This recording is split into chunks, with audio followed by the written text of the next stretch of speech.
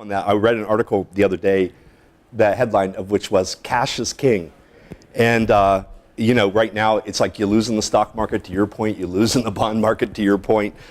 Cash hasn't outperformed stocks and bonds since 1990, but a big difference was, if you remember, Stephen, in 1990, interest rates, if you went to the bank, were like 6 or 7%, right?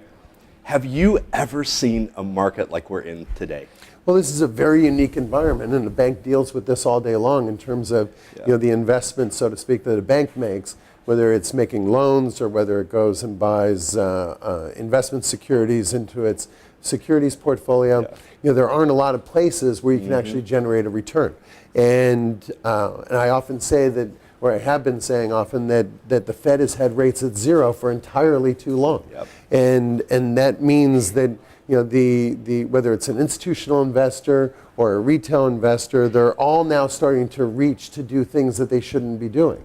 So this environment where you can't make money on bonds, you can't make money on stocks, and you can't make money on your cash is causing people to reach out on and take either duration risk by investing longer and longer on the yield curve, or they're going into asset classes they have absolutely no business being in. Emerging markets. The list goes on and on and on. It does. And you've got individuals and families who are investing in very sophisticated institutional type of investments, and they have no idea what they're invested in.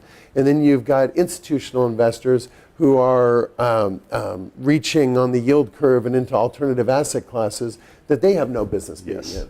So it's the Fed has taken risk-adjusted returns to a whole new level these days, and nobody is really getting a tremendous risk-adjusted return at this point. They're taking way too much risk to get mediocre returns.